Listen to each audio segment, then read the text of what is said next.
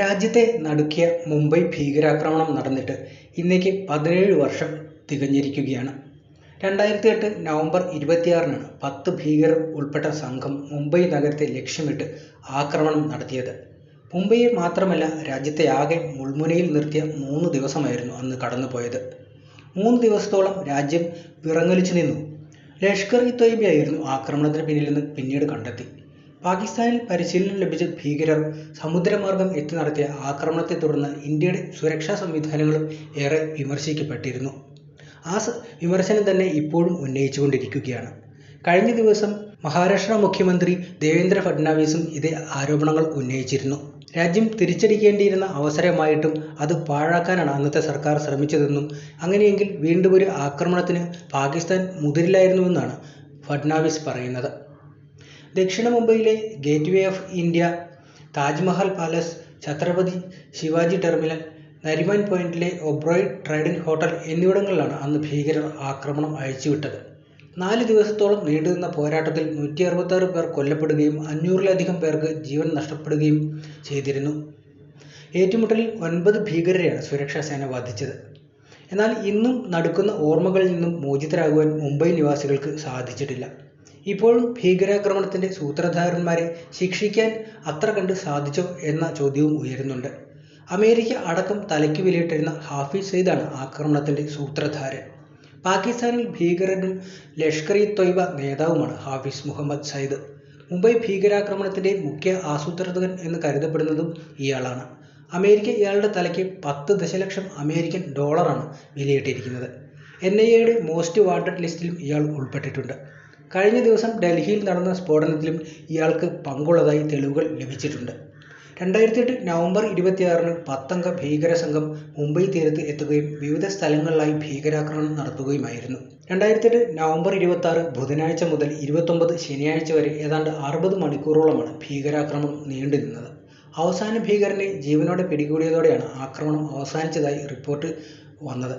November 28-ന് രാത്രി 8:30-നോടെ operation അവസാനിച്ചതായി NSG പ്രഖ്യാപിക്കുകയും ചെയ്തു.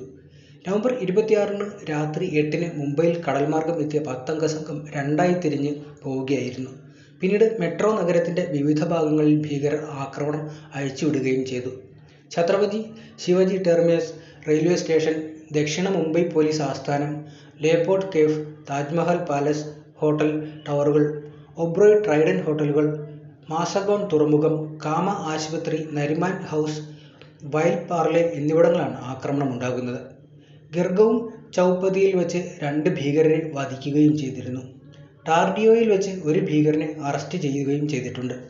പാകിസ്ഥാൻ കേന്ദ്രമായി പ്രവർത്തിക്കുന്ന ഇസ്ലാമിക ഭീകര സംഘടനയായ ലഷ്കർ-ഇ-തൊയ്ബയാണ് മുംബൈ ഭീകരാക്രമണത്തിൽ പ്രവർത്തിച്ചത് എന്ന് അന്ന് തന്നെ വ്യക്തമായിരുന്നു.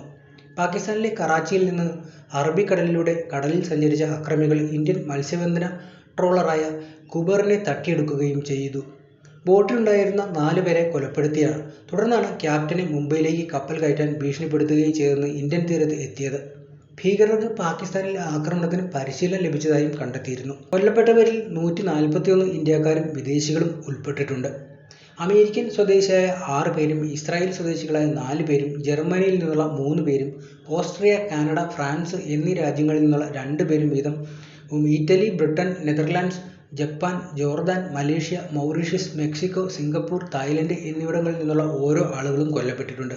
ഇതിനു പുറമെ നിരവധി വിനോദസഞ്ചാരികൾക്ക് പരിക്കേൽക്കുകയും ചെയ്തു.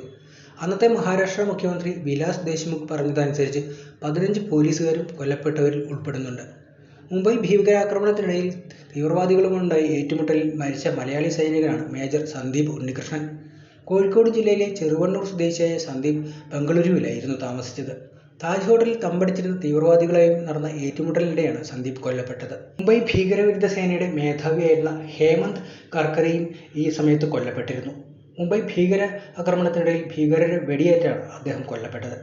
2008 സെപ്റ്റംബർ 29-ന് നടന്ന മലേഗാവ് സ്ഫോടനം അന്വേഷിച്ച സംഘത്തിന്റെ തലവൻ കൂടിയായിരുന്നു അദ്ദേഹം. മുംബൈ ഭീകരാക്രമണ പരമ്പരയിലെ പങ്കാളിയാണെന്ന് കണ്ടെത്തിയ പാകിസ്ഥാൻ പൗരനായ മുഹമ്മദ് അജ്മൽ അമീർ കസബ് എന്ന അജ്മൽ കസബിനെ ഈ ആക്രമണ പരമ്പരയ്ക്ക് ശേഷം ജീവനോടെ പിടികൂടുകയും തൂക്കിലേറ്റുകയും ചെയ്തിരുന്നു. കസബ് ഒരു പാകിസ്ഥാൻ പൗരനാണെന്ന കാര്യം പാകിസ്ഥാൻ ആദ്യം നിഷേധിച്ചുവെങ്കിലും 2009 ജനുവരിയിൽ അക്കാര്യം അവർ ഔദ്യോഗികമായി സ്ഥിരീകരിച്ചിരുന്നു. ആക്രമണത്തിൽ വധശിക്ഷ വിധിക്കപ്പെട്ട കസബിന്റെ ദയാഹർജി 2012 നവംബർ 5-ന് നിഷേധിച്ചതോടെ നവംബർ 21-ന് രാവിലെ 7:30-ന് പൂനെയിലുള്ള ഇർവാദ ജയിലിൽ തൂക്കിലേറ്റി വധശിക്ഷ നടപ്പാക്കുകയും ചെയ്തു. മുംബൈ ഭീകരാക്രമണത്തിന്റെ പങ്ക് പാകിസ്ഥാൻ ഉണ്ട് എന്ന ആരോപണം ഉയർന്നിരുന്നെങ്കിലും പാക് ഭരണകൂടം അത് നിഷേധിക്കുകയാണ് ചെയ്തത്. ജീവനോടെ പിടികൂടിയ ഭീകരൻ അജ്മൽ കസബിന്റെ പൗരത്വം വരെ പാകിസ്ഥാൻ തള്ളിപ്പറഞ്ഞ കാഴ്ചയുമുണ്ടായിരുന്നു.